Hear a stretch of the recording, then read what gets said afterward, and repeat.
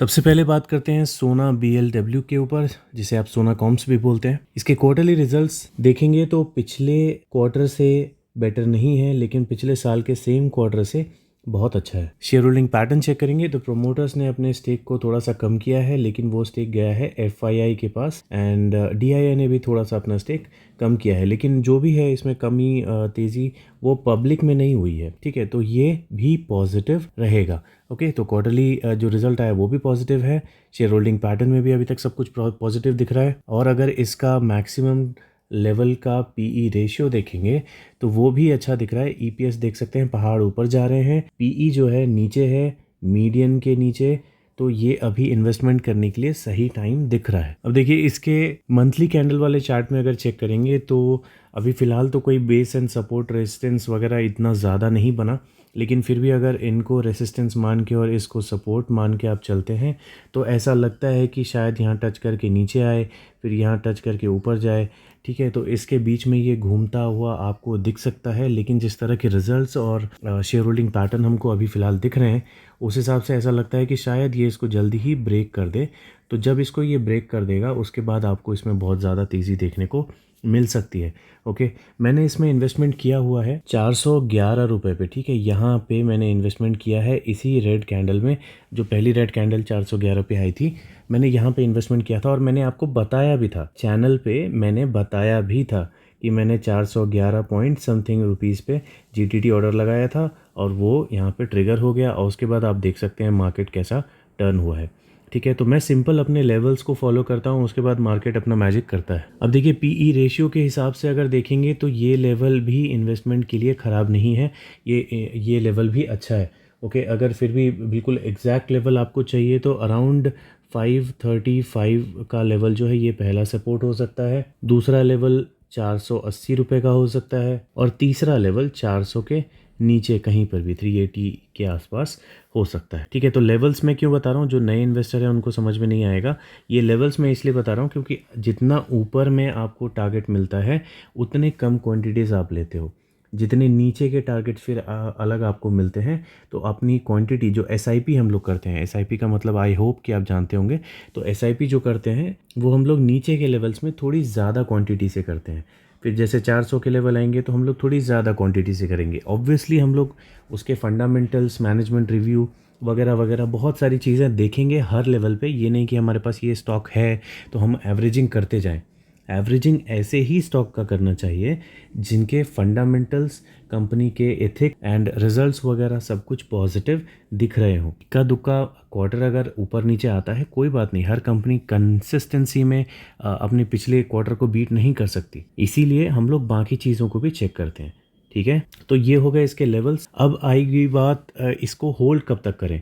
ठीक है, अब जैसे मैंने इसे 411 पे लिया है तो मैं इसे कब बेचने वाला हूँ, मैं इसे 935 के आसपास से पहले, मतलब 930 950 बोल सकते हैं, इसके पहले मैं इसे बिल्कुल बेचने के बारे में सोचूंगा भी नहीं, ना ही इसमें कोई प्रॉफिट बुकिंग करूंगा। ठीक है, मैं कोई भी क्वांटिटी इसमें 950 से पहले नहीं बेचने वाला, अनटिल अनलेस इसमें कुछ मैनेजमेंट का इश्यू आ जाए, कुछ फ्रॉड का डिटेल आ जाए, कुछ ऐसा आ जाए जिसकी वजह से मुझे बेचना पड़ जाए, तो मैं पूरा निकल जाऊंगा जहाँ पे भी मुझे मौका मिले, जहाँ पे भी मुझे ऐसी कोई बुरी न्यूज़ दिखे। उसके अलावा इसके रिज़ल्ट्स थोड़े बहुत ख़राब आएँ, कुछ ऑर्डर इधर उधर हो जाए, तो इन सब चीज़ों से मुझे फ़र्क नहीं पड़ता। ये सब चीज़ें हर कंपनी में कभी ना कभी होती ही हैं, और हर कंपनी रिकवर करी जाती है। ठीक है, तो कंपनी का बिज़नेस बहुत स्ट्रॉन्ग है।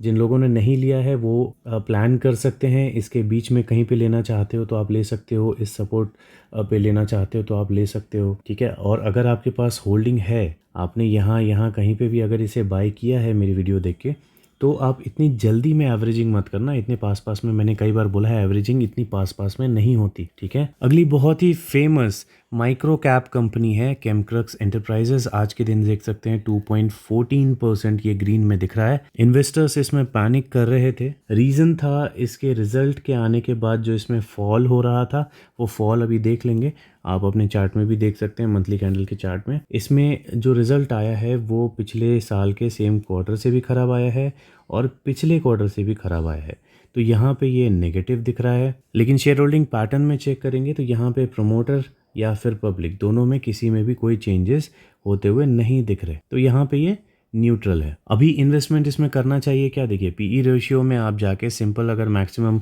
टाइम का चार्ट देखेंगे तो मीडियन यहाँ चल रहा है, पीई यहाँ चल रहा है, तो इन्वेस्टमेंट तो इसमें अभी मेरे हिसाब से नहीं करना चाहिए। देखिए अगर इसके मंथली कैंडल वाले चार्ट में हम लोग चेक करेंगे तो फॉल तो इसमें अच्छा खासा हो चुका है, वही फॉल पहले भी देखने को मिले थे और इन्वेस्टमेंट करने के मौके भी जो थे वो वही थे। तो हो सकता है ये भी एक इन्वेस्टमेंट का मौका हो। अगर आपको ये अगस्त में इसी महीने अगर 280 या 285 के आसपास अगर मिल जाता है तो आप इसमें एक एवरेजिंग बोल सकते हैं, या फर्स्ट टाइम अगर इन्वेस्टमेंट कर रहे हैं तो फर्स्ट टाइम इन्वेस्टमेंट कर सकते हैं। बस लेकिन आपको ये पता होना चाहिए कि 500 करोड़ का भी मार्केट कैप नहीं है इसका, ठीक है। तो बहुत ज़्यादा रिस्की कंपनी है, लेकिन जब इसका टेक्निकल हिस्ट्री आप चेक करेंगे तो ये हमेशा कंसिस्टेंसी में ऊपर ही गई है। वॉल्यूम इसमें काफ़ी ज़्यादा रहते हैं। आप देखिए RSI भी इसका कभी भी 40 के नीचे या 40 को टच भी नहीं हुआ है, ओके। लेकिन अभी यहाँ पे ये बात ध्यान रखना कि इसका पैटर्न देखने से तो ऐसा लगता है कि ये हमेशा जो है अपने पैटर्न को इम्प्रूव करता आया है, ठीक है। तो अभी भी इसका पैटर्न बुरा नहीं हुआ है। 285 में भी अगर इसका इन्वेस्टमेंट का लेवल बन रहा है तो कोई बहुत ज़्यादा नहीं है, यहाँ कहीं पे 285 का लेवल बन रहा है, ठीक है।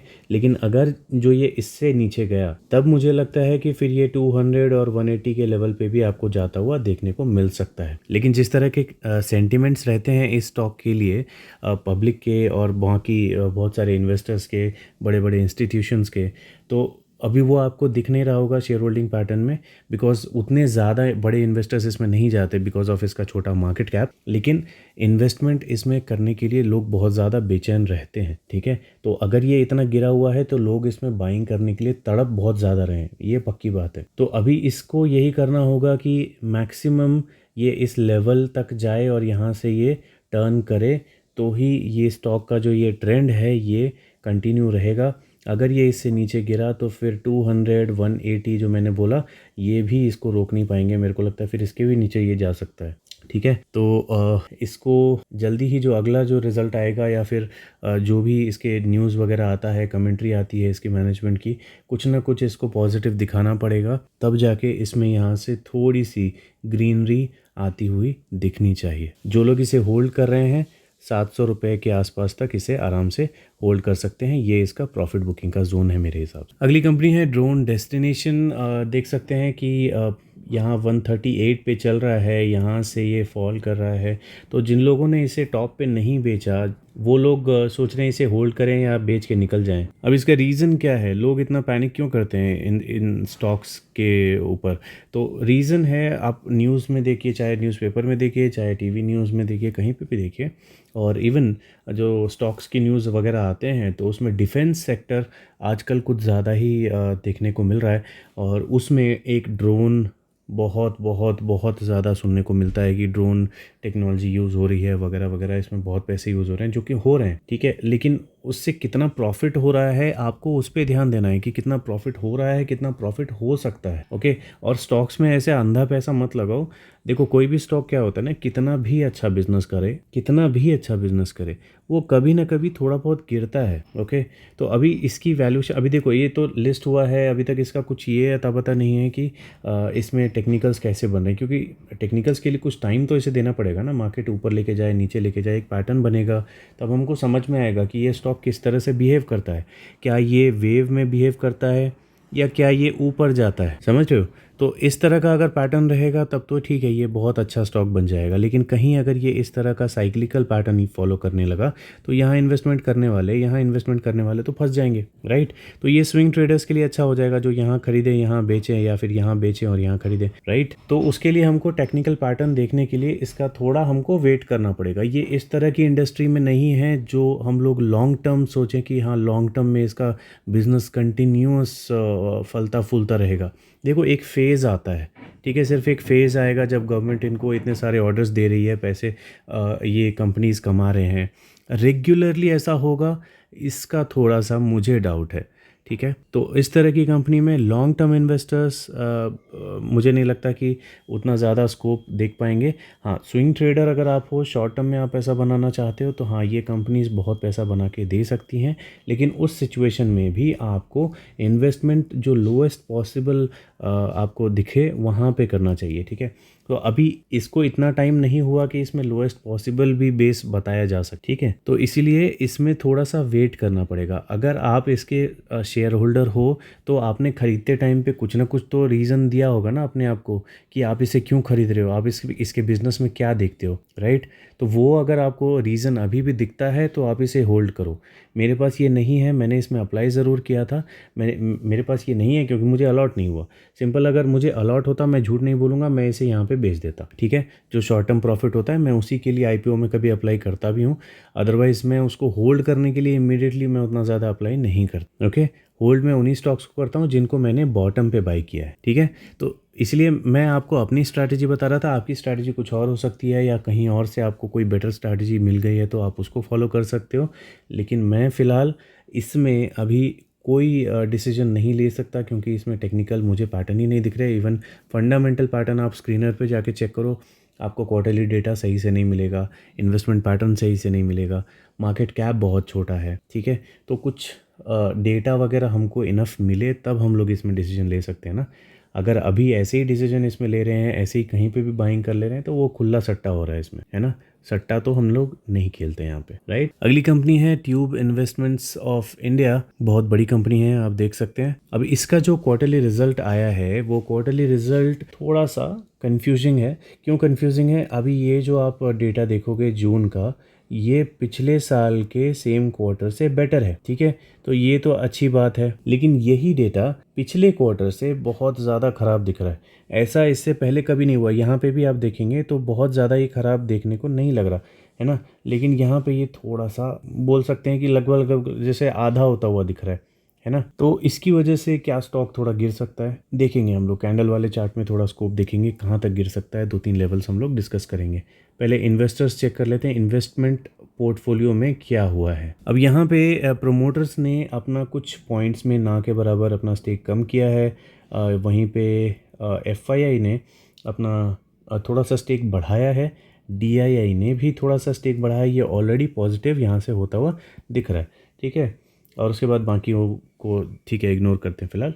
तो अभी ये मुझे थोड़ा पॉजिटिव दिख रहा है, ओके, थोड़ा ही पॉजिटिव, ऐसा कुछ बहुत ज़्यादा नहीं, क्योंकि ऑलरेडी इनके पास बहुत ज़्यादा है तो और कहाँ से खींचेंगे, है ना। पब्लिक के पास ऐसी कम है स्टेक। तो यहाँ पे ये पॉजिटिव दिख रहा है। क्वार्टरली में हाफ पॉजिटिव हाफ नेगेटिव दिख रहा है। तो अभी इसको ध्यान में रखते हुए, जो भी हमने अभी फंडामेंटल डेटा देखा उसको ध्यान में रखते हुए हम लोग इसमें थोड़े सपोर्ट के लेवल्स देख लेते हैं। अभी देखिए आज के दिन तो ये गिर रहा है 1.06, काफ़ी गिरा है, राइट। तो अभी यहाँ से ये गिरते गिरते अगर इनकेस अगस्त में ही आपको 2840 या 2845 के आसपास अगर मिलता है, कब? सिर्फ अगस्त मंथ में, तो इसमें इन्वेस्टमेंट कर सकते हैं हम लोग, ठीक है। और अगर जो इसके भी नीचे ये जाता है तब अगला लेवल 2420 का हो जाएगा, ठीक है। लेकिन यहाँ पे इन्वेस्टमेंट वही लोग करना जो 2840 पे इन्वेस्टमेंट नहीं कर रहे, ठीक है। जो लोग यहाँ पे सब्र कर रहे हैं, वेट कर रहे हैं, वो लोग यहाँ पे इन्वेस्टमेंट कर सकते हैं। अगर आपने यहाँ पे ले लिया है तो इतने पास में इन्वेस्टमेंट करने का कोई मेरे हिसाब से ज़्यादा खास ज़रूरत नहीं है, ठीक है। तो ये हो गया अगस्त का लेवल। और बहुत ज़्यादा ये मुझे लगता नहीं है अभी गिरेगा। जिस तरह का ये सेंटिमेंट है पब्लिक का इसके ऊपर, और ऊपर से जिस तरह का स्ट्रॉन्ग स्टॉक है ये, मुझे नहीं लगता ये बहुत ज़्यादा गिरेगा। तो उसके नीचे के लेवल्स देखना अभी बेकार है। अभी फ़िलहाल के लिए हमारा यही टारगेट रहेगा। और जो लोग इसे होल्ड कर रहे हैं वो इसे 4030 तक आराम से होल्ड कर सकते हैं। यहाँ पे थोड़ा बहुत आपको प्रॉफिट बुकिंग देखने को मिल सकता है। तो यहाँ पे आने के बाद ये शायद कंसोलिडेट करे या फिर थोड़ा सा ज़्यादा नीचे गिरे, ओके। कुछ ज़्यादा नीचे, नॉर्मल से ज़्यादा गिर सकता है, लेकिन फिर भी ये स्टॉक बहुत ज़्यादा स्ट्रॉन्ग है, ओके। तो इस पोजीशन पे भी आपको कोई बेचने की ज़रूरत नहीं है। हाँ, न्यूज़ वगैरह देख लेना, अगर ऐसी कुछ बड़ी न्यूज़ आती है तब आप डिसीजन उस टाइम में ले सकते हो। अभी काफ़ी टाइम है वहाँ पे पहुँचने में, ओके। अगली कंपनी है पोशाक लिमिटेड, 1.06% के आसपास आज गिरा हुआ है। रीज़न है इसका क्वार्टरली रिजल्ट जो कि अच्छा नहीं आया है।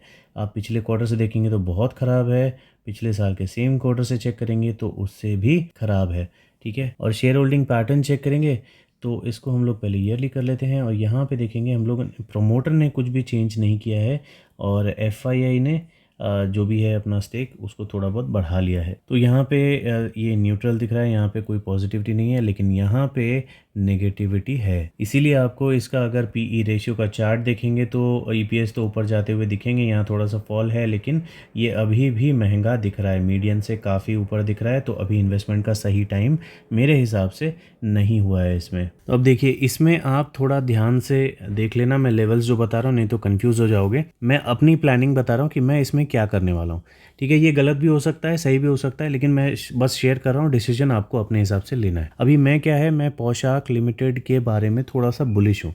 इसका जो बिज़नेस है, प्रोडक्ट है, जो भी है, उसके लिए मैं थोड़ा बुलिश हूँ। ओके, और अगर आपको पता होगा तो मैं ईयरली लेवल्स देता हूँ। Okay, first level and final level. तो अभी के टाइम पे ये जो है, ये हमारा ईयरली फर्स्ट लेवल था। ओके, और वहीं पे ये अभी चल रहा है, उससे थोड़ा नीचे ही चल रहा है।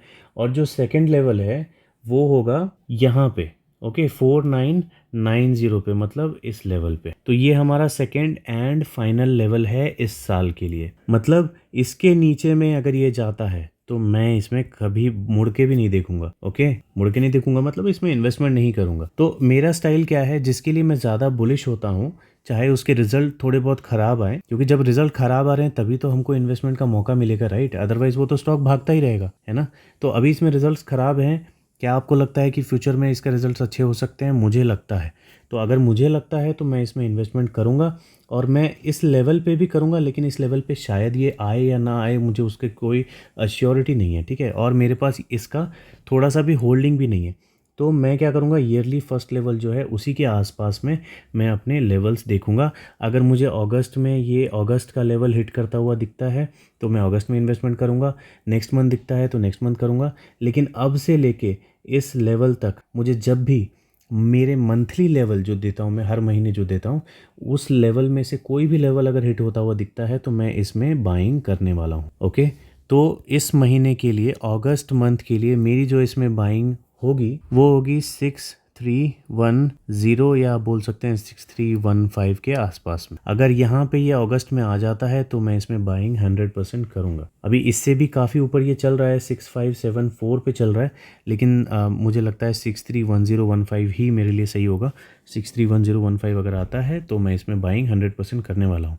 आप करने वाले हो या नहीं, आप कमेंट सेक्शन में बता सकते हो। बाइंग नहीं भी करने वाले हो तो आप इसके लिए बुलिश हो या इसका बिज़नेस पसंद नहीं है, तो वो सब भी आप कमेंट में लिख के बता सकते हो मुझे। अब अगर किसी ने इसमें ऑलरेडी बाइंग करके रखी हुई है, ठीक है, ये तो हो गई था इन्वेस्टमेंट कहाँ पे करें। अब किन्होंने इसमें अगर मान लो लोअर लेवल पे यहीं कहीं पे अगर बाइंग करके रखी है और उनको लगता है कि यहाँ से ऊपर जाएगा, तो प्रॉफिट बुकिंग का जो इसका लेवल है वो मुझे लगता है 7200 के आसपास में पहला प्रॉफिट बुकिंग का लेवल हो सकता है। तो इसके ऊपर में मुझे लगता है इसका प्रॉफिट बुकिंग का लेवल अराउंड 14,000 के आसपास होगा। ओके, 14,000 मतलब यहाँ कहीं पे, और यहाँ आने के बाद मुझे लगता है ये इससे और भी ज़्यादा ऊपर जा सकता है। लेकिन फ़िलहाल इसको थोड़ा अपना जो रिज़ल्ट वगैरह है वो पॉजिटिव करना पड़ेगा, तब यहाँ पे आ सकता है। अभी दिल्ली बहुत दूर है ना।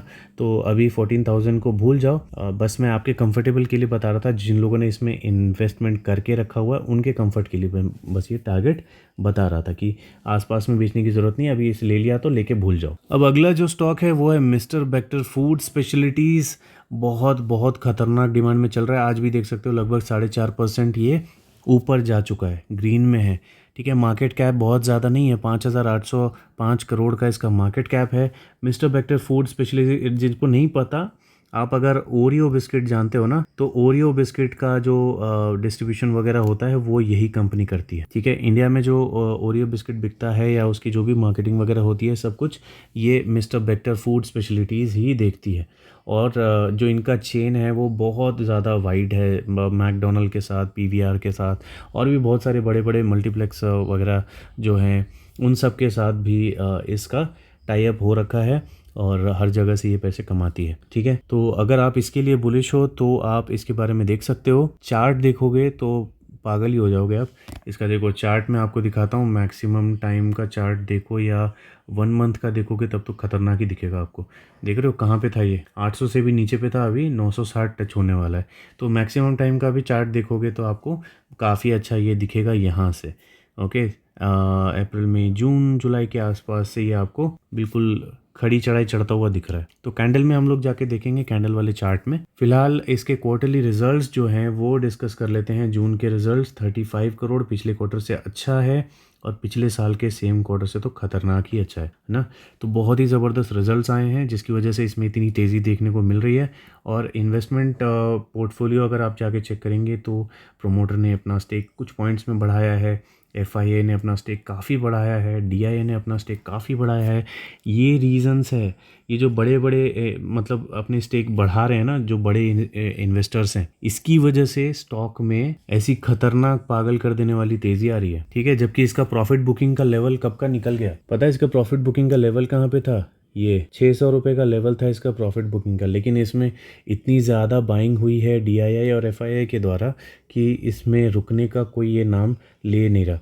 ठीक है, अभी भी आप देखेंगे तो ये कैंडल कहाँ पे है? बॉलिंजर के अंदर में है। अब ये बॉलिंजर के बाहर होता तो, अब जैसे ये था तो ये बॉलिंजर के बाहर था, यहाँ से इसमें सेलिंग होने का चांसेस था, लेकिन इसमें पॉजिटिव न्यूज़ यहाँ पे भी थी, पॉजिटिव न्यूज़ यहाँ पे भी थी, पॉजिटिव न्यूज़ अभी भी है। ओके, तो रुकने का तो ये नाम नहीं ले रहा। अगर आप शॉर्ट टर्म इन्वेस्टर हो तो यहाँ पे अब कितना ऊपर जाएगा इसकी कोई गारंटी नहीं है। हो सकता है कि थोड़ा बहुत ही ऊपर जाके फिर गिरना शुरू हो जाए, लेकिन ऊपर ज़रूर ये अभी जाएगा। अभी थोड़ा सा इसमें और ऊपर जाना बाकी है। मैं इससे बाहर रहूँगा। आपको मेरा इन्वेस्टमेंट स्टाइल पता है, मैं रिस्क थोड़ा सा भी नहीं लेता। ओके, तो ये अगर मेरे लिए प्रॉफिट बुकिंग जोन है तो इसके ऊपर तो भूल ही जाओ, मैं बिल्कुल कतई इन्वेस्टमेंट नहीं करने वाला। ठीक है, मुझे एक चीज़ पता है बॉस, देखो अगर कोई स्टॉक इस तरह से भाग रहा है ना, बिल्कुल सीधा सीधा ऊपर भाग रहा है, बिल्डिंग बनाते जा रहा है, वो भी इतनी बड़ी बड़ी, तो वो जब गिरेगा तो लोग प्रॉफिट बुक करने में भी पीछे नहीं हटेंगे, पूरा का पूरा प्रॉफिट बुक करने के पीछे लग जाएंगे। और जब उस तरह से प्रॉफिट बुकिंग होती है तो कैंडल्स इससे भी बड़े बड़े बनने लगते हैं।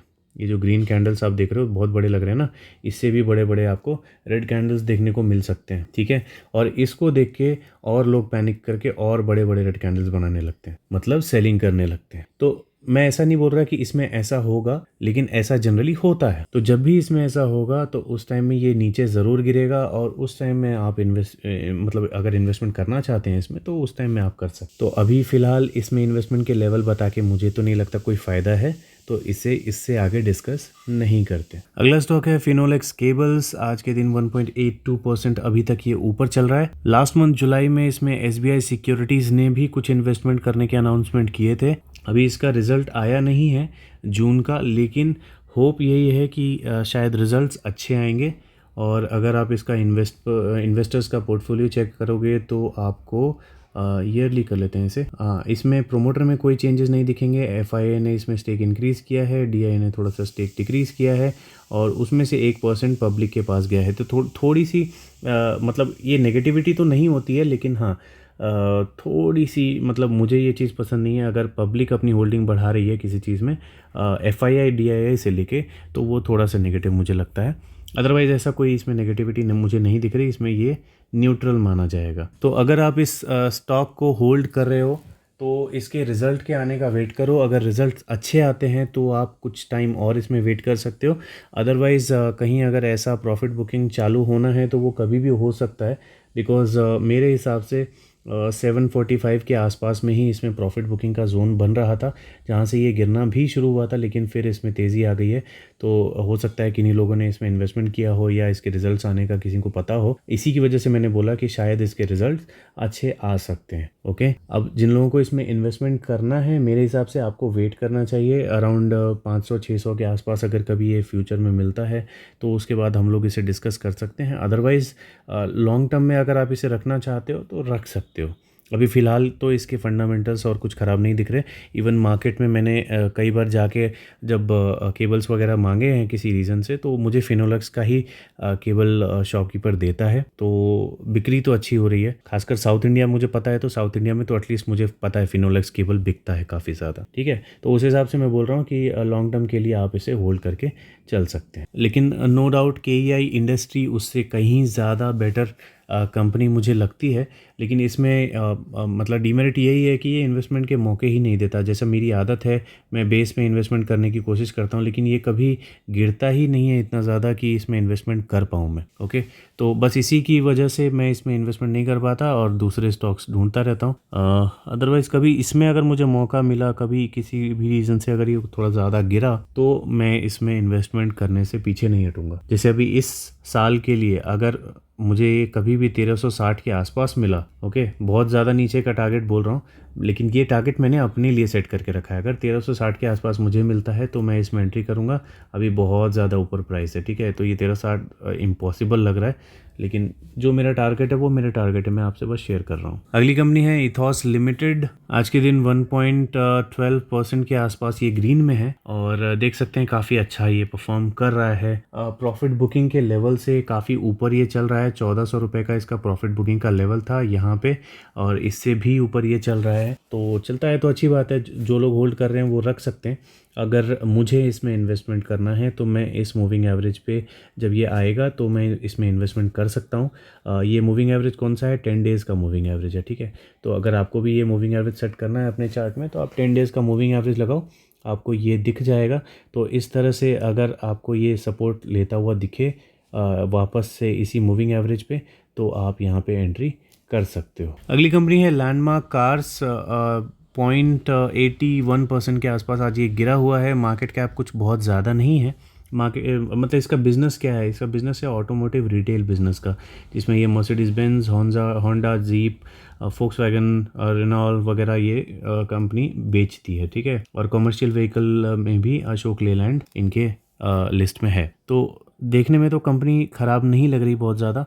ओके, आरओसी अच्छा है, आरओई अच्छा है, प्रोमोटर्स की होल्डिंग 50% से ज़्यादा है। देखने में सब कुछ सही लग रहा है, बस मुझे इसका जो बिज़नेस सेक्टर है वो मुझे उतना ज़्यादा बुलिश नहीं लगता देखने में। देखेंगे इसका जब ये रिज़ल्ट आएगा जून का, तब उसके बाद इस पर डिसाइड करेंगे कि क्या कर सकते हैं। किसी ने पूछा था इसके बारे में, इसलिए मैं इसके ऊपर वीडियो बना रहा हूँ। अदरवाइज़ मेरे ट्रैकर में ये आया नहीं है। ओके, और अगर इसका इन्वेस्टर्स का पोर्टफोलियो देखेंगे, पैटर्न देखेंगे, तो प्रमोटर्स ने अपने स्टेक को थोड़ा सा कम किया है। इतना जल्दी कम करने की क्या ज़रूरत थी पता नहीं। और एफआईआई ने अपने स्टेक को काफ़ी बढ़ा लिया है। ओके, और डीआईआई ने भी अपने स्टेक को काफ़ी बढ़ा लिया है। तो देखने में तो ये बहुत ज़्यादा पॉजिटिव लग रहा है, क्योंकि प्रमोटर ने कितना कम किया है? बहुत कम। और ये खींचा कहाँ से है? ये एफआईआई डीआई ने कहाँ से लिया है? पब्लिक से। तो ये बहुत ज़्यादा पॉजिटिव है मेरे ख्याल से। इसकी वजह से आपने क्वेश्चन पूछा होगा, आपने ये शेयर होल्डिंग पैटर्न देखा होगा, शायद इसकी वजह से आपके दिमाग में आया है। फिर भी मैं बोलूँगा कि इसके रिजल्ट्स जब आ जाते हैं उसके बाद ही आप डिसाइड करेंगे तो ज़्यादा अच्छा रहेगा। और मेरे लिए अगर मैं होता और इसमें इन्वेस्टमेंट करना चाहता, जो कि इसका शेयर होल्डिंग पैटर्न देख के मैं करना भी चाह रहा हूँ, लेकिन मैं इस लाइन पे ही करूँगा। अभी ये जो मैंने सपोर्ट एक यहाँ पे लिया है, हो सकता है ये काम ना करे, क्योंकि अभी बहुत ज़्यादा टाइम इसे मार्केट में नहीं हुआ है। लेकिन फिर भी अगर ये यहाँ पे आके इस लाइन पे अगर कुछ मतलब दिखाता है रिवर्सल टाइप का, तो मैं यहाँ पे एंटर कर सकता हूँ। ओके, इससे ऊपर यहाँ पे तो मैं बिल्कुल अभी एंट्री नहीं करूँगा, क्योंकि इसका प्रॉफिट बुकिंग का लेवल बहुत ही ज़्यादा नीचे दिखा रहा था मुझे। अभी ये कहाँ चल रहा है? 718 पे, और मुझे लगभग ये 525 के आसपास में इसका प्रॉफिट बुकिंग का लेवल दिखा रहा था। तो इतने ज़्यादा ऊपर में मैं रिस्क नहीं ले सकता, वो भी ऐसी नई कंपनी में तो बिल्कुल भी नहीं, ठीक है। तो मेरा कॉल इसमें अभी फ़िलहाल मैं आउट हूँ। लेकिन हाँ, इस लाइन पे अगर मुझे ये आता हुआ मिलता है तो मैं इसमें दोबारा सोच सकता हूँ, या इन फ्यूचर आपको भी कभी ऐसा कुछ दिखता है कि हाँ इसमें इन्वेस्टमेंट किया जा सकता है, तो उस टाइम में आप कमेंट सेक्शन में लिख देना, मैं इसके ऊपर दोबारा वीडियो बना दूंगा। अब जिन्होंने लैंडमार्क के बारे में पूछा था उन्होंने ही HBL पावर के बारे में भी पूछा था, तो उनको मैं फिर से बता दूँ, ये बहुत ज़्यादा अभी ओवरबॉट चल रहा है। आप देख सकते हो बॉलिंजर से बहुत ज़्यादा बाहर है, चाहे जिस भी रीज़न से बाहर हो, मैं इसमें यहाँ पर एंट्री नहीं करता। ओके, मेरे लिए सेफ़ पॉइंट होता 95 रुपीज़। अगर ये 95 रुपीज़ तक आता है तो मैं इसमें इन्वेस्टमेंट कर सकता हूँ यहाँ कहीं पे। अदरवाइज़ मैं इतना ऊपर में इसमें कतई इन्वेस्टमेंट नहीं कर सकता। इसको या तो कुछ टाइम कंसोलिडेट करना पड़ेगा या तो नीचे गिरने पड़ेगा मेरा इसमें इंटरेस्ट आने के लिए, ठीक है। अगली कंपनी है बिरला सॉफ्ट। इसके क्वार्टरली रिजल्ट्स देखेंगे तो काफ़ी अच्छे दिख रहे हैं। 138 करोड़ का इसका रिजल्ट आया है, पिछले क्वार्टर से भी अच्छा है और पिछले साल के सेम क्वार्टर से भी अच्छा है। इन्वेस्टर्स पोर्टफोलियो जाके चेक करेंगे तो इसमें भी अगर ईयरली हम लोग चेक करें तो प्रोमोटर्स ने कोई स्टेक नहीं बेचे हैं, एफआईआई ने अपने स्टेक को नहीं बेचा है, डीआईआई ने अपने स्टेक को बढ़ा लिया है। ओके, तो ये लिया है यहाँ से पब्लिक से, तो ये भी पॉजिटिव हो जाता है। तो इस चीज़ को ध्यान में अगर रख के हम लोग इसमें इन्वेस्टमेंट के लेवल देखें तो मुझे लगता है ये नीचे तो अभी नहीं ही गिरना चाहिए। ठीक है, मेरे पास भी इसका स्टॉक है। मैंने यहाँ पे डब्ल्यू पैटर्न जब ये बना था, जिनको नहीं पता इसको बोलते हैं डब्ल्यू पैटर्न, तो जब ये डब्ल्यू पैटर्न बना था तब मैंने इसमें इन्वेस्टमेंट किया था और अभी काफ़ी अच्छा प्रॉफिट मुझे मिल रहे हैं इसमें। और मुझे लगता है कि अराउंड 700 के आसपास में जाके ही मैं इसे बेचूंगा। देखिए, एक तरह से ये साइक्लिकल स्टॉक दिखता है अभी के टाइम में। ओके, फ्यूचर में क्या होगा क्या नहीं होगा मुझे नहीं पता, लेकिन 700 के लेवल पे जब ये जाएगा तो मुझे वहाँ पे भी पॉजिटिव न्यूज़ अगर दिखती है, मैनेजमेंट थोड़ा बेटर होता हुआ दिखता है, तो मैं इसे हो सकता है ना बेचूं या थोड़ा बहुत ही प्रॉफिट बुक करूं। अदरवाइज़ मैं पूरा का पूरा स्टेक 700 पे निकाल दूंगा। अब जो लोग इसमें एंटर करना चाहते हैं, इन केस अगर किसी भी रीज़न से ये गिरा तो 380 के आसपास में इसका पहला लेवल बन रहा है। अब अगली कंपनी है लॉयड इंजीनियरिंग वर्क्स लिमिटेड, जिसे आप LSIL भी बोल सकते हैं। आज के दिन बहुत खतरनाक तेज़ी इसमें चल रही है 5.35% की, लेकिन ये स्टॉक जो है बोल सकते हैं कि न्यूज़ बेस पे भागता है, रिजल्ट बेस पे मतलब कम ज़्यादा होते रहता है, कंसिस्टेंसी में ऐसे नहीं जाता। ठीक है, तो अगर आप लॉन्ग टर्म इन्वेस्टर हो, थोड़ा सोच समझ के इसमें एंटर करना। थोड़ा ज़्यादा नीचे ही मिले तो ये ज़्यादा अच्छा होता है। अभी के टाइम पे ऑब्वियसली आप देख रहे हो कितना ज़्यादा भाग रहा है, तो मेरे को तो ऐसे ही पता चल रहा है कि इन्वेस्टमेंट के लेवल्स इसमें शायद छूट गए होंगे। देख लेते हैं। फिलहाल इसके क्वार्टरली रिजल्ट्स अगर चेक करेंगे तो काफ़ी अच्छे आए हैं, पिछले क्वार्टर से डबल आए हैं और पिछले साल के सेम क्वार्टर से भी अच्छे आए हुए हैं। ठीक है, इन्वेस्टर्स अगर पोर्टफोलियो चेक करेंगे तो इसमें प्रमोटर्स ने अपने स्टेक को लगभग ना के बराबर कम किया है, FII ने कुछ नहीं किया, DII ने कुछ नहीं किया, तो ये जो थोड़ा बहुत कम किया है प्रमोटर ने वो पब्लिक ने ले लिया है। ठीक है, तो इसको बोल सकते हो एक मतलब 100 में 1% नेगेटिव। तो देखिए, इसका मंथली कैंडल वाला चार्ट अगर देखेंगे तो यहाँ साफ दिख रहा है कि ये बिल्कुल बॉलिंजर से बाहर ही चल रहा है, अलग ही दुनिया में चल रहा है। इसका जो प्रॉफिट बुकिंग का जोन था वो अराउंड 38-40 के आसपास में था यहाँ पे, और उससे ये बहुत ही ज़्यादा बाहर अभी चल रहा है। तो पता नहीं, अब ये हो सकता है रिजल्ट वगैरह की वजह से बहुत ज़्यादा ऊपर चला जाए या जो भी हो, मैं इसमें एंटर नहीं कर रहा। ओके, अभी ज़्यादातर कंपनीज आपको ऐसे ही मिलेंगी बॉस, तो ठीक है, इरिटेट मत हो जाना कि मैं सब में बोल रहा हूँ कि इसमें एंटर मतलब मौका नहीं मिल रहा। जिसमें मौका मिल रहा है उसका भी मैं वीडियो अगला बना दूंगा। ठीक है, इसका आगे जो वीडियो बनेगा उसमें मैं आपको बता दूंगा कौन से स्टॉक्स हैं मेरे रडार में जो कि अपने सपोर्ट लेवल के आसपास हैं। इस वीडियो में भी मैंने कई सारे बता दिए आपको। ओके, जैसे पोशाक हो गया, मैंने बताया आपको कि वो हो सकता है मैं बाय करूं। अभी अगर किसी को LSIL लेना है, ये लॉयड स्टील इंडस्ट्री में अगर एंट्री करनी है, आपके पास स्टॉक नहीं है या फिर एवरेजिंग करना चाहते हो, तो 17 रुपये 18 रुपये के आसपास जब ये गिरेगा ना, तो आप इसमें इन्वेस्टमेंट करोगे तो ज़्यादा अच्छा रहेगा। मतलब यहाँ कहीं पर अगर ये गिरता है तो ये मेरे हिसाब से थोड़ा अट्रैक्टिव रहेगा, सेफ़ रहेगा इन्वेस्टमेंट करने के लिए। अदरवाइज़ ये अभी बहुत ज़्यादा ऊपर जा चुका है, थोड़ा बहुत गिरेगा ही ज़रूर।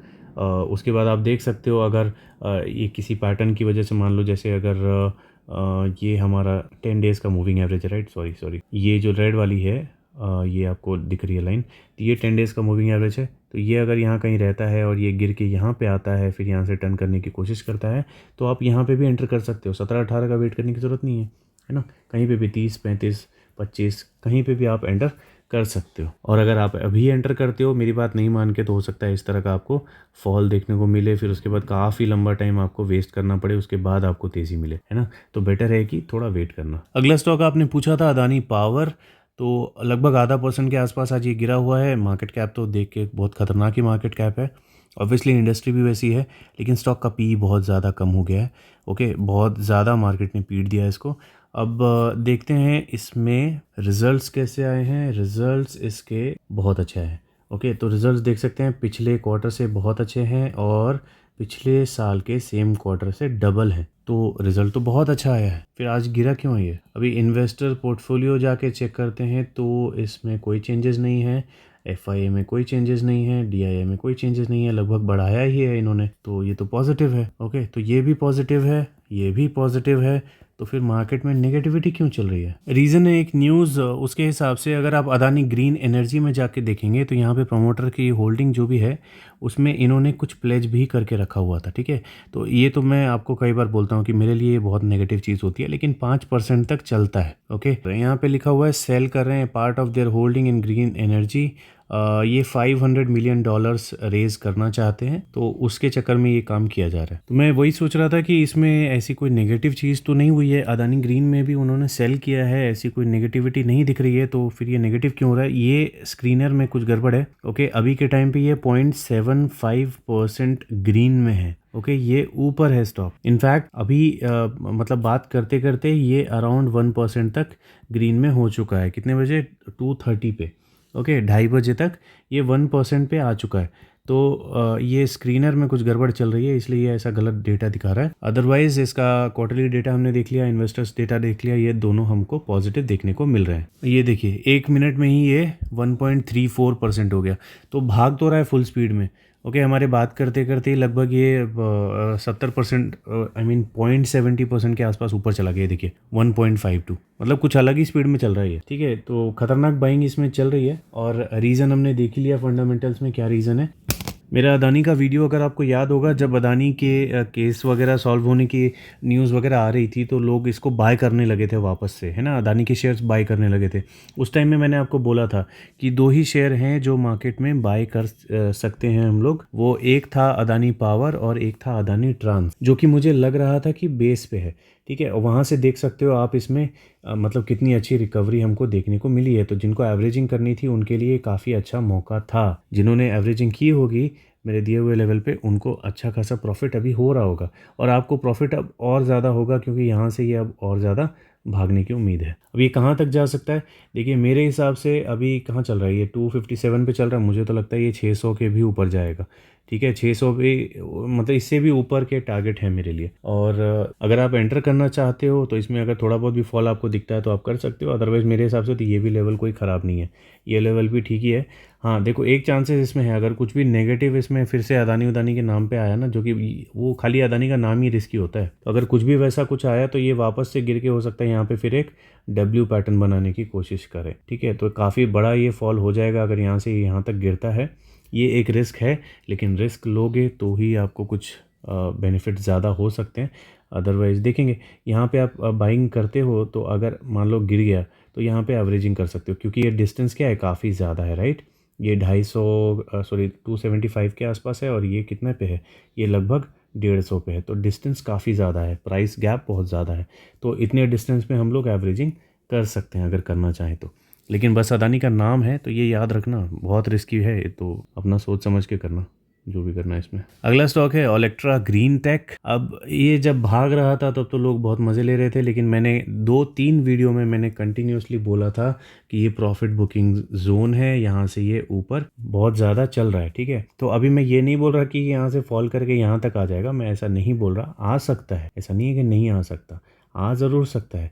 रिजल्ट्स इसके ख़राब आए हैं। अब ये रिजल्ट्स ख़राब कैसे आ गए पता नहीं, क्योंकि इतना ज़्यादा इनको ऑर्डर मिला है, इतने बड़े बड़े ऑर्डर मिले हैं, इनके मार्केट कैप से ज़्यादा बड़े ऑर्डर्स इनको मिले हैं, फिर भी इनका रिजल्ट ख़राब कैसे आया मुझे तो वो समझ में नहीं आ रहा। अभी मैं ये क्यों बोल रहा हूँ कि यहाँ से बहुत ज़्यादा नीचे नहीं भी गिर सकता। देखो रीज़न ये है कि इसके रिज़ल्ट ख़राब आए हैं, एक्सपेक्टेशन जो रहती है एनालिस्ट वगैरह की, उनसे ख़राब आए हैं। ऐसा नहीं है कि पिछले साल की सेम क्वार्टर से ख़राब है, नहीं, पिछले सिर्फ जो पिछला क्वार्टर था बस उससे ख़राब है। लेकिन पिछले साल के सेम क्वार्टर से 1 करोड़ ज़्यादा है इसका प्रॉफिट जो आया है। ओके, तो वो एक्सपेक्टेशन से लो है, बस यही एक रीज़न है। और बाकी मेरे हिसाब से टेक्निकली रीज़न जो होता है मेरे लिए वो ज़्यादा मायने रखता है। तो वो यहाँ पे इसका प्रॉफिट बुकिंग जोन था, यहाँ से ये बहुत ज़्यादा ऊपर गया, लोगों ने प्रॉफिट बुकिंग की और अभी भी वही कर रहे हैं। तो 5% के नीचे गया तो ऑब्वियसली लोग पैनिक कर रहे हैं। अब किसी ने यहाँ पे इन्वेस्टमेंट किया होगा तो आपका भगवान ही मालिक है, आपको इतने बार बोलने के बाद भी आप वैसे ही इन्वेस्टमेंट करते हो तो क्या बोला जाए, है ना।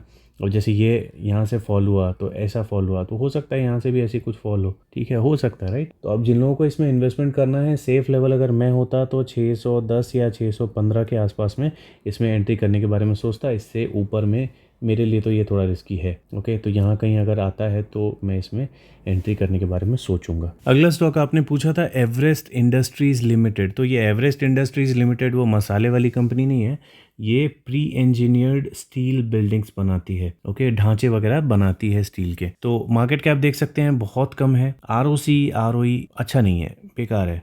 ठीक है, लेकिन फिर भी ये इतना ज़्यादा क्यों भाग रहा है? 3.82%। चार्ट भी देखेंगे तो देख सकते हैं किस तरह से भाग रहा है। आज के दिन तो ये मतलब बहुत तेज़ी भाग रहा है। ऐसा क्या हो रहा है इसमें? चलिए रिजल्ट्स देख लेते हैं। सबसे पहले इसका जो जून का रिजल्ट आया है पिछले क्वार्टर से अच्छा आया है, लेकिन पिछले साल के सेम क्वार्टर से ख़राब आया है। तो मेरे हिसाब से तो ये नेगेटिव हुआ। अगर इसका इन्वेस्टर का पोर्टफोलियो चेक करेंगे तो इन्वेस्टर पोर्टफोलियो में प्रोमोटर्स ने कुछ चेंजेस नहीं किए हैं। थोड़े बहुत पॉइंट्स में कुछ सेलिंग की है, एफआईए ने भी पॉइंट्स में सेलिंग की है, बाकी सब सेम है। ठीक है, तो बोल सकते हैं 100 में 1% नेगेटिव ही है ये, राइट।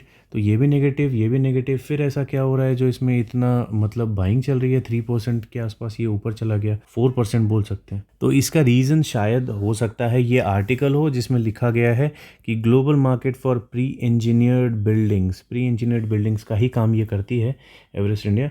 तो reach $49.9 billion by 2031, expanding a CAGR of 12.8% वगैरह वगैरह। उसके बाद पूरी राम कहानी है। बाकी उसके अलावा मुझे और कोई ऐसी न्यूज़ इसमें देखने को नहीं मिली जिसकी वजह से ये भागे। अगर आपको कुछ पता है तो आप बता सकते हो। अभी देखो, अगर किसी के पास इसका स्टॉक है तो काफ़ी अच्छे, ये ऊपर जा रहा है। रिजल्ट जो भी आया हो सकता है कि आपको कुछ टाइम तक ये ऊपर जाता हुआ दिखे, फिर गिर जाए रिजल्ट्स वगैरह की वजह से। अदरवाइज़ इसका जो प्रॉफिट बुकिंग का लेवल है वो 1230 रुपये के आसपास दिखा रहा है। अगर वहाँ पे आपको प्रॉफिट बुक करना है और ये अगर बॉलिंजर से बहुत ज़्यादा बाहर जाता हुआ दिखता है उस एरिया में, तो आप इसमें बुक कर लेंगे तो कोई नुकसान मेरे को नहीं लगता कि कुछ ऐसा होगा, क्योंकि अभी RSI भी बहुत ज़्यादा ऊपर है, रिजल्ट भी अच्छे नहीं है, एफआईए डेटा वगैरह भी अच्छा नहीं दिख रहा। तो मैं अगर होता तो मैं पर्सनली बुक कर लेता। मैं आपको नहीं बोल रहा बुक करने के लिए, क्योंकि बहुत ज़्यादा नेगेटिव कुछ मुझे नहीं दिखा है, लेकिन पॉजिटिव कुछ नहीं है, नेगेटिव की साइड थोड़ा ज़्यादा दिखा मुझे, राइट।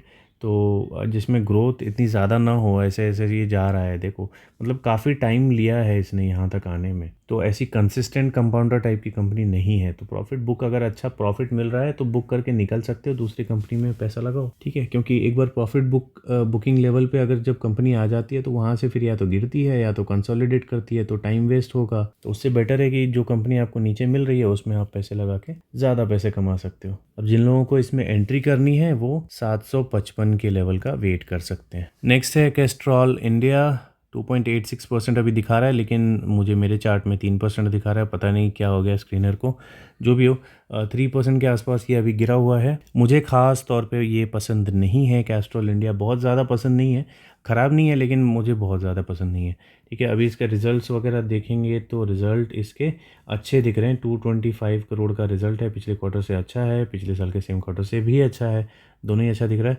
इन्वेस्टर्स में जाके चेक करते हैं, यहाँ पे प्रमोटर ने कुछ भी नहीं किया है, इन्होंने कुछ नहीं किया है, इन्होंने कुछ नहीं किया। अरे ये तो बिल्कुल सेम है, तो मतलब कोई चेंजेस नहीं है, ठीक है। तो ये क्या हो गया, न्यूट्रल हो गया। पी रेशियो में आके चेक करेंगे तो मैक्सिमम लेवल का जो दिखा रहा है चार्ट, उसमें ये मीडियन के नीचे ही है। तो इन्वेस्टमेंट जिनको करना है उनके लिए कोई ख़राब टाइम नहीं है ये इसके हिसाब से। अभी देखिए फंडामेंटली तो जो भी था, लेकिन ये रीज़न है जिसकी वजह से मैं इसको पसंद नहीं करता, ठीक है। कंसिस्टेंटली ये नीचे गिरता है तो मैं इसमें इन्वेस्टमेंट करने का सजेशन नहीं दूंगा। इसमें ऐसा कुछ नहीं हो रहा जिसकी वजह से आपको ये बाय करना पड़े। अभी देखो ये जिस लेवल पे है ना, ये इसका प्रीवियस हाई था और यही इसका प्रॉफिट बुकिंग का लेवल है, तो यहाँ से गिरने के चांसेस बहुत हैवी है। अब इसमें FII DII सब ने इसमें इन्वेस्टमेंट तो बहुत ख़तरनाक करके रखा हुआ है। अब क्या रीज़न है उसका पता नहीं, लेकिन मैं इस तरह के स्टॉक में बिल्कुल भी कंफर्टेबल नहीं हूँ। मैंने इसे इसलिए ऐड किया क्योंकि आपने पूछा था, ठीक है। अगला स्टॉक है हेल्थ केयर ग्लोबल एंटरप्राइजेज। अभी के टाइम पे ये 0.34% ग्रीन में है, ओके। यहाँ 0 दिखा रहा है, ये भी गलत है। तो 0.34% ये ग्रीन में है। मार्केट कैप बहुत ज़्यादा नहीं है, इवन इसका ROC ROE बहुत अच्छा नहीं है, ओके। तो आपने ये क्यों पूछा मुझे नहीं पता, लेकिन जो भी है शायद ये रीज़न होगा। आपको इसमें शॉर्ट टर्म में तेज़ी दिख रही होगी, शॉर्ट टर्म नहीं बोलना चाहिए, कोविड के बाद से इसमें तेज़ी ही है, तो अच्छी बात है। हो सकता है इसमें कुछ अच्छा हुआ हो। इसका क्वार्टरली रिजल्ट अगर देखेंगे तो नहीं आया है। अगर इन्वेस्टर पोर्टफोलियो चेक करेंगे तो प्रोमोटर इसमें स्ट्रॉन्ग है, FII स्ट्रॉन्ग है, DII ने अपना स्टेक बढ़ाया है, तो ये मुझे पॉजिटिव ही दिख रहा है। देखिए इसमें जिन लोगों को इन्वेस्टमेंट करना है वो अभी के टाइम पे 270 के आसपास का वेट करें। 270 तक अगर गिरता है तो हम लोग इसे दोबारा डिस्कस कर लेंगे। अगर आप इसे होल्ड कर रहे हो तो 376 या 380 तक आपको, मुझे नहीं लगता कि डरने की ज़रूरत है। 380 तक ये शायद चला जाएगा। उसके बाद इसमें आपको देखना पड़ेगा कि वहाँ से रिवर्सल दिखता है या वहाँ से ब्रेकआउट दिखता है, बिकॉज पिछला भी हाई यहीं कहीं पे था, तो इसको ब्रेकआउट देना पड़ेगा। अगर ब्रेकआउट दे देता है तो आप होल्ड करो, अगर नहीं आपको सेलिंग दिखनी शुरू हो जाती है तो आप प्रॉफिट बुक करके निकल सकते हो, क्योंकि फिर अगर वहाँ से इस तरह की फॉलिंग अगर कहीं आ गई तो आपका पैसा बहुत लंबे टाइम तक फंस सकता है। ठीक है, मैं अपनी स्ट्रैटेजी बता रहा हूँ, अगर मेरे पास ये होता तो मैं क्या करता। मैं रिस्क नहीं लेता बहुत ज़्यादा इस तरह की सिचुएशन में, इस तरह के स्टॉक में जिसमें पहले भी फॉलिंग ऐसे लेवल से आ चुकी है। ठीक है, तो आप खाली ब्रेकआउट देखो, अगर जो इसमें ब्रेकआउट आया इस लेवल से, ये ऊपर अच्छा कैंडल बना के, मतलब मैक्सिमम बॉडी ऊपर रहनी चाहिए, कम बॉडी नीचे रहनी चाहिए, या फिर पूरी की पूरी बॉडी ऊपर रहनी चाहिए, तब उसको हम लोग ब्रेकआउट मानेंगे। तो वैसा अगर ब्रेकआउट आपको दिखता है तो आप इसमें होल्ड करके चल सकते हो, तब आपको इसमें बहुत ज़्यादा तेज़ी देखने को मिलेगी, एक नया हाई बनता हुआ देखने को मिल सकता है। अब देखिए, ये कंपनी बहुत ज़बरदस्त देखने को लगती है। अगर इसका टेक्निकल चार्ट देखोगे एक नंबर दिखेगा। आज के दिन कितना गिरा है, 1.67 के आसपास गिरा हुआ है। यहाँ 57 दिख रहा है, लेकिन 1.67 अभी तक मुझे ये दिख रहा है गिरता हुआ। ठीक है, नीचे की तरफ है। तो मार्केट कैप देखो बहुत ज़्यादा नहीं है, बड़ा होने की इसकी बहुत ज़्यादा स्कोप है। ROC ROE बहुत ज़बरदस्त है। अब इसका चार्ट देखोगे तो बहुत ही इम्प्रेसिव चार्ट है, कंसिस्टेंसी में ऊपर जाता है। पहले इसमें मतलब कुछ ज़्यादा खास कुछ नहीं होता था, लेकिन कोविड के बाद से इसमें कंसिस्टेंसी के साथ ये ऊपर जा रहा है। PE रेशियो अगर इसका चेक करेंगे तो PE रेशियो के हिसाब से तो ये अभी बहुत ज़्यादा कॉस्टली है। मतलब पहाड़ ऊपर जा रहे हैं EPS के, लेकिन PE भी साथ में ऊपर जा रहा है, मीडियन यहाँ कहीं पे है, तो अभी लेना डेंजरस हो सकता है। क्वार्टरली रिजल्ट देखेंगे तो पिछले क्वार्टर से अच्छे हैं, पिछले साल के सेम क्वार्टर से भी अच्छे हैं। और इन्वेस्टर अगर आप चेक करेंगे तो इसमें इन्होंने कुछ चेंजेस नहीं किए, इन्होंने थोड़ा सा स्टेक बढ़ाया, ये स्टेबल हैं, तो ये पॉजिटिव साइड में दिख रहा है। अब अगर मुझे इसमें इन्वेस्टमेंट करना है तो मैं अराउंड 380 के लेवल का वेट करूँगा। ओके, 380 से पहले मैं इसमें इन्वेस्टमेंट नहीं करूँगा। 380 कहाँ है, यहाँ पे। तो ये इस लेवल पे अगर आता है तो मैं इसमें इन्वेस्टमेंट करूँगा, अभी के टाइम पे नहीं करूँगा, बिकॉज 675 का जो लेवल था, 675 नहीं, 665 का, 665 के आसपास में इसका प्रॉफिट बुकिंग का लेवल था। वहाँ से ये इतना ऊपर जाके अभी प्रॉफिट बुकिंग इसमें चल रही है। तो अब देखना ये होगा कि क्या ये जैसे यहाँ पे ये सपोर्ट ले रहा था, वैसे ही इसी मूविंग एवरेज पे, 10 डेज़ के मूविंग एवरेज पे सपोर्ट लेके ऊपर जाता है, या यहाँ से और नीचे जाता है। अब वो हम लोग देख लेंगे, लेकिन फ़िलहाल इसमें जो लेवल बन रहा है वो 380 के पास में ही मुझे सेफ़ लग रहा है। अब जिनके पास स्टॉक है वो अपना होल्ड कर सकते हैं, अगर 380 के आसपास आता है तो आप एवरेजिंग करना चाहो तो कर सकते हो, है ना। वैसे स्टॉक जो है बहुत अच्छा है, इसमें कोई खराबी मुझे अभी तक नहीं देखने को मिली है। अगली कंपनी है रेडिंगटन लिमिटेड। अभी 1.22% के आसपास ये माइनस में है। कंपनी काम क्या करती है, यहाँ देख सकते हैं, इंटरनेशनल ब्रांड्स वगैरह हैं इनके, IT एंड मोबिलिटी स्पेस में ये काम करती है। 1993 से ये बनी हुई कंपनी है। क्वार्टरली रिजल्ट्स चेक करेंगे तो अच्छे नहीं हैं पिछले क्वार्टर से, इवन पिछले साल के सेम क्वार्टर से भी अच्छे नहीं हैं। तो ये हम लोग याद रखेंगे, और कैंडल वाले चार्ट में हम लोग इसी हिसाब से डिसीजन लेंगे। अगर इन्वेस्टर में जाके हम लोग चेक करते हैं तो प्रमोटर ने कुछ खास चेंजेस नहीं किए, 1% के आसपास सेल किया है। यहाँ पे इन्होंने ले लिया है, यहाँ पे इन्होंने थोड़ा सा लिया है, लेकिन थोड़ा सा पब्लिक ने भी लिया है। ओके, तो यहाँ से जो कमी हुई है वो सब में बराबर बराबर बटी है। तो बोल सकते हैं कि थोड़ा सा नेगेटिव साइड ये है, और या फिर न्यूट्रल ही बोल सकते हैं। ठीक है, बहुत ज़्यादा नेगेटिव कुछ नहीं है, थोड़ा सा न्यूट्रल साइड ज़्यादा बोल सकते हैं हम लोग इस। अब देखिए इसके रिजल्ट्स अच्छे नहीं आए हैं, तो अभी फ़िलहाल ये भी लेवल कोई ख़राब नहीं था। अगस्त का जो मंथली लेवल है उसको बीट करके ऑलरेडी बहुत नीचे जा चुका है, लेकिन मुझे लगता है शायद ये और फॉल करे, और 125 या 128 30 के आसपास आपको ये शायद बेस बनाता हुआ देखने को मिले। ठीक है, मेरा गैस यही है 125 के आसपास का, जहाँ पे इसने पहले भी बेस बनाया था 120 पे, या उसके नीचे थोड़ा सा गया था, लेकिन हाँ वही 120 के आसपास में आप इसका बेस मान के चल सकते हो, दोबारा शायद वो बन जाए। ओके, जब ये यहाँ पे आएगा तो आप एक बार मुझे पिंग कर देना, मैं दोबारा इसे उस टाइम के सिचुएशन के हिसाब से जज कर लूँगा। आपका लास्ट क्वेश्चन था जुपिटर वैगन्स लिमिटेड के बारे में। जिन लोगों को नहीं पता देख लो, क्या ज़बरदस्त इसमें तेज़ी हुई है। तो जिन्होंने यहाँ पे बेस पे लिया होगा वो तो खेल रहे होंगे पैसों में, राइट। 10-20 रुपये का स्टॉक है और देखो कहाँ चला गया, 225 से भी ऊपर चला गया। तो बहुत अच्छी तेज़ी इसमें हो चुकी है।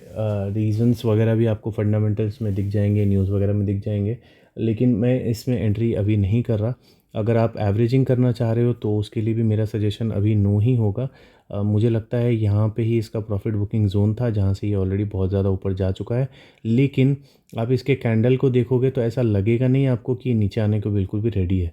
ठीक है, ऊपर में देखो कोई भी आपको विक देखने को नहीं मिलेगी, बिल्कुल ये ऊपर ही ऊपर जाता जा रहा है कंटिन्यूअसली। मेरे को लगता है इसमें शायद अपर सर्किट भी लग रहे हैं, तो भी ये 4.98 अभी दिखा रहा है और वहीं पे अटका हुआ है। ठीक है, तो जो भी रीज़न हो, लेकिन अभी ये इन्वेस्टमेंट के लिए मेरे हिसाब से बिल्कुल भी सही नहीं है। अगर इसमें इन्वेस्टमेंट करना है तो 75 रुपये, जो कि बहुत नीचे, मुझे पता है बहुत नीचे है, लेकिन यही लेवल है जो सबसे सेफ़ होगा इसके लिए। ठीक है, अगर यहाँ पे ये आता है तब ये लगेगा कि हाँ इसमें थोड़ा सा लेवल सही हुआ है, इन्वेस्टर जो नए इन्वेस्टर इसमें एंटर करना चाहते हैं उनके लिए। ठीक है, मैं चाह नहीं रहा हूँ कि ये गिरे, लेकिन हाँ अगर गिरता है तो इस लेवल तक ही मैं इसमें कंसिडरेशन शुरू करूँगा, इसके ऊपर में नहीं। ओके गाइस, काफ़ी ज़्यादा स्टॉक्स हो गए। आई डोंट थिंक कि मैंने इससे पहले इतने ज़्यादा स्टॉक्स एक वीडियो में डिस्कस किए हैं। ये सारे के सारे जितने स्टॉक्स थे, ये सारे के सारे आपने मुझसे या तो टेलीग्राम पे या तो यूट्यूब में कमेंट करके पूछे हैं, इसीलिए मैंने ये सारे आपको एक ही वीडियो में बता दिया। अब अगला जो वीडियो होगा उसमें मैं आपको बताऊंगा कि मैंने कौन कौन से स्टॉक्स कौन कौन से लेवल पे टारगेट करके रखे हुए हैं